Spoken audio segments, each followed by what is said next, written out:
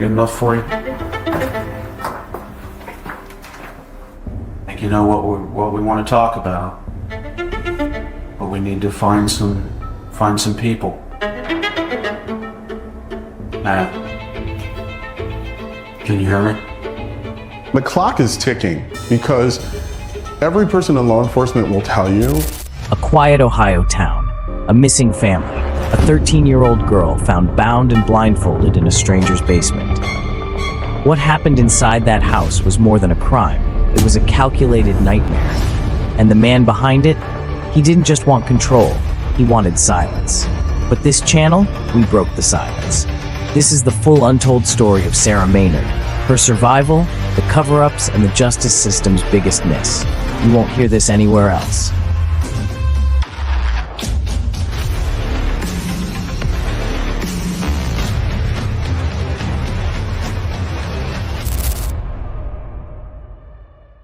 It started with a silence too loud to ignore.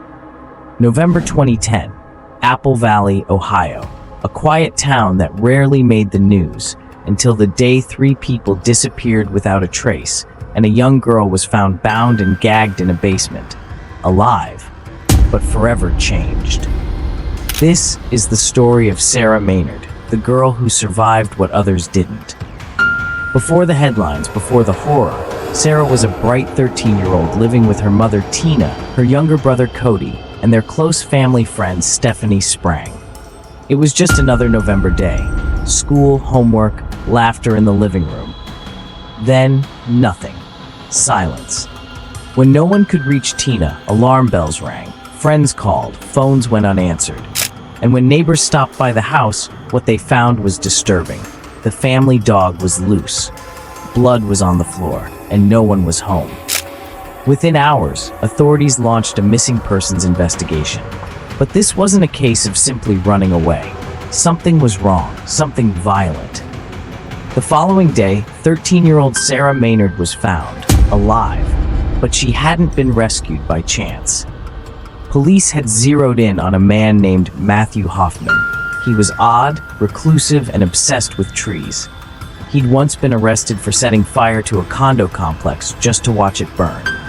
Now police had a warrant to search his Mount Vernon home. What they found stunned even seasoned officers. In the basement, Sarah, tied up, blindfolded, and gagged, but breathing.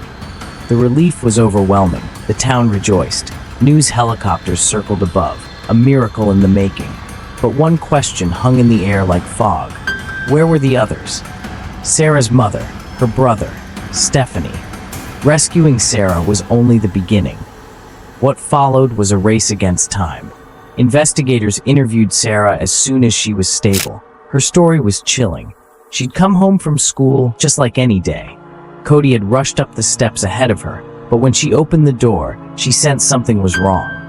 Blood, silence. Then a man grabbed her by the throat. She ran, briefly escaped, but he caught her again. What followed was 4 days of captivity, pain, and fear. She remembered being blindfolded, tied up, moved from room to room. At one point, she saw her mother's friend Stephanie's Jeep in the garage, but she didn't see her mother, or Cody, and she was told not to ask. "If you ask again," he said, "I'll kill you." Meanwhile, the clock was ticking. The longer Tina, Cody, and Stephanie remained missing, the less likely it was they'd be found alive. Detectives tried to interrogate Hoffman, but he was calm, too calm, silent. He offered nothing, so they pivoted and they got creative. They brought in a female investigator, matched Sarah's appearance, soft-spoken, calm. That's when Hoffman started to talk. But no one was prepared for what he'd reveal next. The female investigator sat across from him, her voice low, her posture non-threatening. She wasn't there to accuse. She was there to listen. And Hoffman, for the first time, began to open up. He didn't shout. He didn't rant. He simply described, calmly, coldly, as though he were describing the weather. He admitted to planning the attack, to watching the Maynard house, to choosing a day he knew Tina would be home. He broke in, waited, then he killed. He described it all in sparse detail. But enough for detectives to realize the full horror. Hoffman had murdered Tina Herman, her son Cody, and family friend Stephanie Sprang. Their bodies, he said, were in a tree, stuffed inside garbage bags, hidden in the hollow of a massive oak in a remote state park. That revelation stopped everyone cold. Police had searched for days, but they never thought to look up. Not inside a tree. They followed his directions to the exact location. And there, in the crisp November air, they found what they had feared most. 3 lives, taken, concealed, erased. The scene was gruesome. Investigators stood in silence. Even seasoned officers turned away. This wasn't just a crime, it was a performance. Hoffman hadn't just taken lives, he had hidden them in the canopy of his obsession. The trees. In court, his defense was minimal. He pled guilty, avoided the death penalty, and was sentenced to life in prison without parole. But the community was left with more questions than answers. Why had he done it? Why them? There was no clear motive, no known connection. Just a man, a house, and a horrifying impulse. The media descended. True crime pundits, psychologists, reporters, some painted Hoffman as a loner with delusions of control. Others pointed to past trauma, isolation, possible mental illness, but none of it changed the facts. 3 were dead, 1 survived. And that survivor, Sarah Maynard, was only 13. She had endured 4 days of terror. She had seen the signs of death. She had been told explicitly not to ask questions, or she would die. Her testimony, her resilience, was the keystone of the case. She wasn't just a victim. She was a witness, the only one. Years later, Sarah has spoken publicly about her experience. She has chosen not to be defined by what happened in that basement. "I was a scared little girl," she said in one interview, "but I'm not scared anymore." The story of Sarah Maynard is about more than survival. It's about memory, strength, and the courage to speak. Because her voice didn't just help put a killer behind bars, it brought closure. And for a town forever changed by silence, that meant everything. In the aftermath, the town of Apple Valley was left fractured. The headlines faded, but the questions lingered. One question in particular remained unanswered. Could this have been prevented? Matthew Hoffman was not unknown to local authorities. Years before, he had served time for arson. He was considered odd, even unstable by neighbors. One described him as the guy who lived alone and talked to trees. He built makeshift tree houses, hoarded leaves inside his home, and spent hours in the woods. Eccentric behavior, sure, but criminal intent? That was harder to pin down. When investigators searched his house, they found hundreds of bags filled with leaves. The interior resembled a forest floor. He'd layered his living space with branches, soil, and foliage. His bed, a pile of leaves. Detectives struggled to make sense of it. Was this part of a psychological condition? A ritual? Or something darker? In court, no clear diagnosis was ever confirmed. Hoffman didn't testify. He didn't apologize. He didn't explain. It was as though he believed silence would protect him. That mystery would shield him. But Sarah shattered that illusion. Her testimony became the spine of the prosecution. Her memory, vivid and exacting, painted a picture of captivity that jurors couldn't look away from. She described the ropes, the gag, the basement, the threats. And she remembered something chilling, that he treated her like a guest, not a prisoner. That he told her things like, "I made your bed comfortable," a bed made of leaves. The juxtaposition was unbearable. This was a man who smiled while hiding bodies in a tree, who could giggle while tying a child to a chair. Hoffman's sentencing brought some relief, but not peace. The families of Tina, Cody, and Stephanie sat through hours of testimony, listened to the horror unfold in a courtroom, and then watched as the man responsible simply accepted his sentence. Life in prison. No possibility of parole. No further comment. Some said it wasn't enough. But for Sarah, it was a beginning. Today, she's no longer that girl in the basement. She's a woman, a survivor, a voice. She's spoken at conferences, shared her story with students, advocated for victims of kidnapping and violence, not because she wants to relive it, but because someone has to. Silence, she said, is how monsters win. And she's right.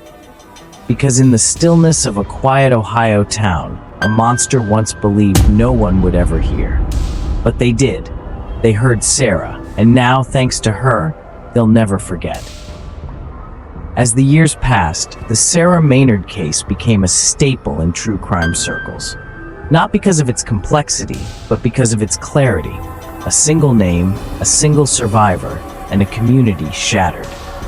But there was one more chapter to write: the legal aftermath. Hoffman had taken a plea deal to avoid the death penalty. In exchange for revealing the location of the bodies, he secured a life sentence. Some in the community were outraged. Others accepted it as the only path to closure. But the families, Tina's parents, Stephanie's siblings, Cody's classmates, they had to live with it. Not just the sentence, but the hole left behind. One symbolic moment captured that grief best.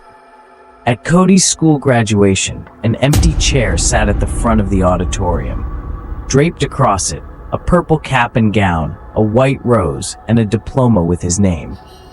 There wasn't a dry eye in the room. These weren't just names on a police report. They were people, family, future. And that's what makes Sarah's survival so important. Because it wasn't just a miracle, it was a testimony. A testimony that forced police to act, that shook a suspect into speaking, that brought 3 victims home. Sarah's courage became a case study in law enforcement training seminars. Her voice, trembling at first, then resolute, helped professionals better understand victim psychology, trauma response, and how to interview survivors of extreme violence. Even more importantly, it gave other survivors the strength to come forward. Sarah didn't ask to be a symbol, but she became one. A reminder that evil doesn't always wear a mask. Sometimes it wears a neighbor's smile. After the trial, law enforcement agencies across Ohio examined their own protocols. How could a man with such a history fall through the cracks? How could warning signs, bizarre behavior, prior convictions be overlooked? Slowly, changes came. Improved interagency communication, mental health evaluations and nonviolent arrests, early warning databases for repeat offenders. No system is perfect, but this case made one thing clear: silence and inaction are accomplices. Sarah Maynard's survival was never just about escaping a basement. It was about breaking a cycle of fear, of silence, of not being believed. Today, when she speaks, people listen. And when she's done, they remember. Not just her story, but the names of the 3 who didn't make it. Tina Herman, Cody Maynard, Stephanie Sprang. Names that echo in the courtroom, in the classrooms, in the woods where a monster once believed he could hide them. But thanks to Sarah, he couldn't. The Sarah Maynard case didn't just leave scars, it sparked change. Across the nation, true crime forums, advocacy groups, and trauma experts began referencing the Apple Valley case in seminars, research, and reform initiatives. The horror of what happened was undeniable, but the impact, that was still unfolding. Psychologists began re-examining the trauma endured by child survivors of abduction, especially those who lived through extended captivity. Sarah's case underscored something vital: that survival isn't the end of trauma, it's the beginning of recovery. At the heart of that recovery was a small-town girl who had the strength to testify, to remember, and to rebuild. Sarah never asked to be strong, but strength was thrust upon her. She channeled it, carefully, methodically, with therapy, with time, and with purpose. Years later, she would stand in front of classrooms and auditoriums, sharing her story not to gain sympathy, but to offer solidarity. She knew what it was like to be voiceless, to be afraid, and more importantly, she knew that sharing that experience could save someone else. Meanwhile, the town of Apple Valley slowly healed. Memorials were built, trees were planted, not as symbols of Hoffman's obsession, but as reminders of rebirth, of growth. Cody's school created a scholarship fund in his name. Tina's former co-workers launched a domestic violence awareness campaign. Stephanie's family organized an annual charity run. The goal? To make sure their names meant more than the tragedy. Sarah stayed connected to those efforts, not for attention, but to remind herself that she was not the end of their story. She was the continuation. Reporters still reach out, podcasters, documentary crews, but Sarah has learned to choose her moments. She shares when it feels right, when it feels like it could help someone else rise from their own basement, metaphorical or not. Today, she's a young woman, a survivor, and whether she wanted to be or not, a symbol of what happens when courage meets darkness and walks out of it alive. She has said this much: "I don't want people to remember me as that girl. I want them to remember that even in the worst moments, there's a chance to fight back, a chance to live." The case may be closed, but the lessons are just beginning. Because Sarah Maynard's voice didn't just echo through a courtroom, it cut through fear, it shattered silence, and it taught us that the bravest thing a person can do is survive. Today, Sarah Maynard lives far away from Mount Vernon. She prefers it that way. She's focused on healing, not headlines. She studied social work, then trauma counseling, a path shaped not by what happened, but by what she wished someone had been able to do for her when it did. In interviews, she's careful, protective of her privacy, but her message never wavers. Survival isn't enough. Thriving is the goal.